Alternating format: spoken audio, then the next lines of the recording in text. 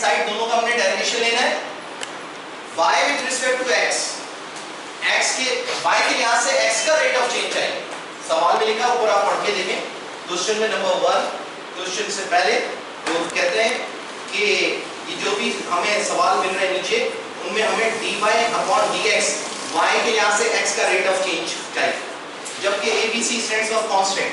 यानी abc जहां भी क्वेश्चंस में आएंगे वो हम एज ए कांस्टेंट उसको तस्वर करेंगे, यानी उनका डायरेक्शन 0 आएगा कांस्टेंट का। अच्छा, अब यहाँ पर भी यही हमने y के लिहाज से x का रेट ऑफ चेंज, तो हम लिखेंगे d अपॉन dx और इस तरफ भी लिखेंगे d अपॉन dx। जी स्टार्ट करें। अब देखें यहाँ पर डेरिवेशन कैसे लिया जाए। जी यहाँ पर डेरिवेशन कैसे लिया जाएगा इसका, radical x square plus y square. जी रेडिकल का पावर फॉर्म में कन्वर्ट करेंगे, पावर फॉर्म में कन्वर्ट करेंगे क्या आ जाएगा 1/2। ये मैं यहीं पे नहीं करता, चले अगले स्टेप में कर लेते हैं। d upon dx of x square plus y square whole power 1/2 और फिर इज इक्वल्स टू इसका डेरिवेशन निकाल लेते हैं। ये लॉग है और ये इसके सामने जो वैल्यू है ये वाली, ये लॉगरिथम वैल्यू है, यानी x square minus y square, ये log x लिखा है पूरा, ये log है, इसका x है, x मींस लॉगरिथम वैल्यू। अब इसका डेरिवेशन लेंगे तो क्या आएगा, फार्मूला याद है 1/x, तो हम लिखेंगे 1/x, x क्या हमारा x square minus y square और फिर derivation of x, log x का डेरिवेशन क्या है 1/x, डेरिवेशन ऑफ x, तो x हमारे पास क्या आ गया x स्क्वायर माइनस का y स्क्वायर। अब इसका डेरिवेशन लेंगे तो क्या होगा, पहले पावर, फिर विदाउट पावर बेस और फिर एंगल। तो अब हम क्या करेंगे, पहले पावर का डेरिवेशन लेंगे, क्या आएगा 1/2 और x square plus y square power 1/2 minus 1, ये हो गया पावर। फिर विदाउट पावर बेस का डेरिवेटिव, यानी ये जो बेस है x square plus y square, ये बेस है, इसमें पावर है, जिसमें पावर है वो बेस है, तो बेस का डेरिवेटिव लेंगे। तो बेस का डेरिवेटिव हमारे पास क्या आएगा, हमारे पास हम लिखेंगे इस स्टेप में, यहाँ पर डेरिवेशन लिख लेते हैं x square plus y square, base का डेरिवेशन लेंगे अगले स्टेप में लेंगे ताकि हमारी मिस्टेक ना हो, ये लिख लिया है। अच्छा, अब उसके बाद अब एंगल, तो एंगल इसके अंदर नहीं, ये कोई ट्रिग्नोमेट्रिकल फंक्शन नहीं था जिसके अंदर एंगल होता, तो यहाँ पर हमारे पास पहले पावर हुआ, फिर विदाउट पावर बेस हो गया। अब एंगल की बारी होती है, एंगल है नहीं तो नहीं करेंगे, ये समझ आ गया। अच्छा, उसके बाद अब ये वैल्यू मल्टीप्लाई में ये वाली ये रिमेन सेम रहेगी, मल्टीप्लाई में आएगी x square minus y square. अब इसका डेरिवेशन लेना है तो इसके सामने डेरिवेशन के सामने फॉर्मेट कौन सा है, प्लस माइनस। तो x पावर 2 का अलग और माइनस y पावर 2 का अलग, तो बताएं x पावर 2 का डेरिवेशन क्या है, ब्रैकेट जरूर लगाइएगा, ये ब्रैकेट ना लगाने से आपकी डेरिवेशन में बहुत चांसेस होते हैं, अक्सर स्टूडेंट नहीं लगाते, जिसकी वजह से सवाल गलत होता है। अच्छा, उसके बाद x पावर 2 का डेरिवेटिव 2x और विदाउट पावर बेस x का डेरिवेटिव 1, वो लिखने की जरूरत नहीं। अब इसका डेरिवेटिव 2y का डेरिवेटिव 2y, 2y का डेरिवेटिव y पावर 2 का डेरिवेटिव 2y और फिर विदाउट पावर बेस का derivative dy upon dx, dy upon dx। y power 2 का डेरिवेटिव निकालेंगे तो हमें x rate of change x का लेना है, तो जहां-जहां x आ रहा है वहां पर हम dx अपॉन dx का मान ले, लेकिन y का रेट ऑफ चेंज नहीं ले, तो हमारे पास आएगा dy अपॉन dx। ठीक है, y पावर 2 का डेरिवेशन होगा 2y और फिर विदाउट पावर बेस, बेस क्या है y का डेरिवेटिव लेंगे तो dy अपॉन dx, ये सॉल्व नहीं होगा, ये रहेगा। अच्छा, उसके बाद अब ये 1/2 माइनस 1 कितना होता है, माइनस की वैल्यू, तो इसका पावर नेगेटिव हो गया और नेगेटिव पावर होने की वजह से ये अपॉन में नीचे चला जाएगा, रेडिकल में आ जाएगा। और ये x plus square plus y square, इसका डेरिवेशन लेना बाकी, तो हम यहाँ लिख रहे हैं ये 1/2 x square plus y square minus का 1/2 पावर इसका नेगेटिव और अब ब्रैकेट दे दें और ये x स्क्वायर का डेरिवेशन क्या आ गया, x स्क्वायर का डेरिवेशन हो गया 2x और फिर 2y का डेरिवेशन क्या आ गया 2y, फिर dy अपॉन dx, ये आपने ब्रैकेट क्लोज कर दी और उसके बाद इज इक्वल्स टू ये वाली value 1/x square minus y square और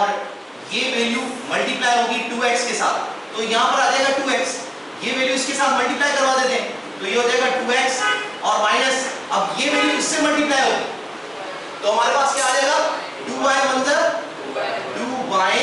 upon x square minus y square और ये dy अपॉन dx साइड पर आ जाएगा। ये हमारे पास वैल्यू होगी, ब्रैकेट खत्म होगी क्योंकि मल्टीप्लाई कर दिया, यानी ये वैल्यू इससे मल्टीप्लाई फिर ये वैल्यू इससे मल्टीप्लाई कर दी, इसी इक्वल टू इस तरफ हमने ये किया और यहां पर हमने डेरिवेशन निकाला इसका। अब यहां पर भी यही होगा कि ये जो नेगेटिव वैल्यू है, पावर नेगेटिव है, नीचे चला जाएगा फॉर्म में, तो ये जो सारी वैल्यू है ये फिर किससे मल्टीप्लाई होगा, अब ये किससे मल्टीप्लाई होगा 1 से, इसकी न्यूमरेटर है, याद रखिए न्यूमरेटर को पहचाने, डिनोमिनेटर को पहचाने, ये पूरी ऊपर की वैल्यू न्यूमरेटर है, न्यूमरेटर जाकर न्यूमरेटर से मल्टीप्लाई होगा। ये वैल्यू जो नजर आ रही है न्यूमरेटर में,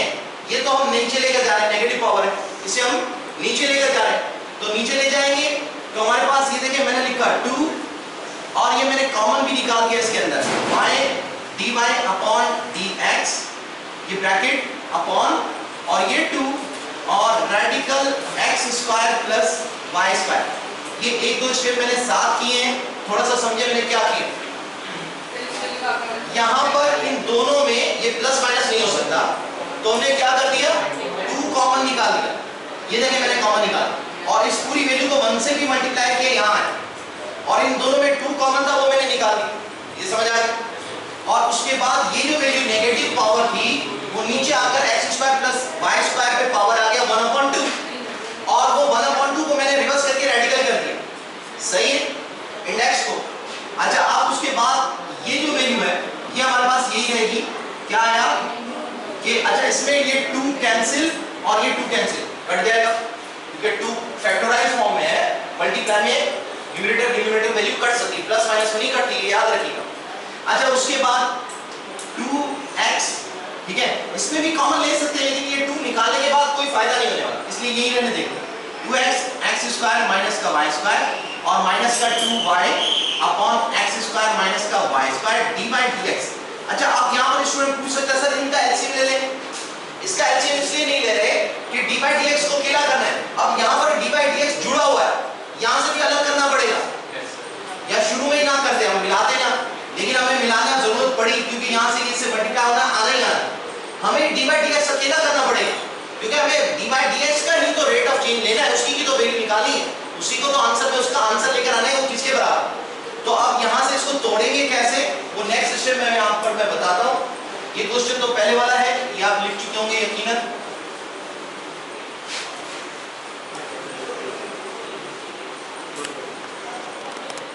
अच्छा आप देखिए ये तोड़ेंगे कैसे,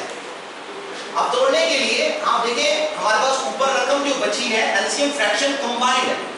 जब फ्रैक्शन कंबाइंड होती है y और dy अपॉन dx और इसके अपॉन में जो एलसीएम है वो radical x square plus y square. Students यहां जरा ध्यान दें, फ्रैक्शन जब कंबाइंड होती है एलसीएम लेने के बाद जुड़ जाती है तो उसको हम सेपरेट कैसे करते हैं, सेम एलसीएम के साथ एक वैल्यू को सेम एलसीएम के साथ दूसरी वैल्यू को जुदा करते हैं, तो हम सेम एलसीएम के साथ यानी x upon radical x square plus y square अलग किया और y dy अपॉन dx को इसी सेम एलसीएम के साथ x square plus y square के साथ जुदा कर दिया। इसे जुदा इसलिए किया ताकि हम dy अपॉन dx की वैल्यू ले चुके, इसको अकेला करना है, इनको इकट्ठा करना है, सवाल के अंदर जहां जहां dy dx है इसे भी इकट्ठा करें। अब इसी कस्टू के इस तरफ जो वैल्यू थी वो हम लिखेंगे, वो हमारे पास है यहाँ पर 2x और अपॉन में x square minus y square और माइनस का 2y upon x square minus y square dy upon dx। अब यहाँ पर भी ये दोबारा में लिखना पड़ रहा है, नहीं बल्कि ऐसा कर लेते, ये जो माइनस की वैल्यू है इसको हम इस तरफ मूव करा देते हैं, तो यहाँ मूव कराएंगे तो ये हमारे पास आ जाएगी प्लस के अंदर और ये हो जाएगा 2y upon x square minus y square और ये dy अपॉन dx और इसी टू ये जो वैल्यू हमने जुदा की है इसको नेक्स्ट स्टेप में अलग करते हैं और ये जो 2x upon x square minus y square ये कौन सी वैल्यू है, ये वाली वैल्यू, ये वैल्यू हमने यहीं रहने दी है, ये वैल्यू मूव करा दी उस तरफ तो ये माइनस की थी उस तरफ जाकर प्लस की हो गई। अब हम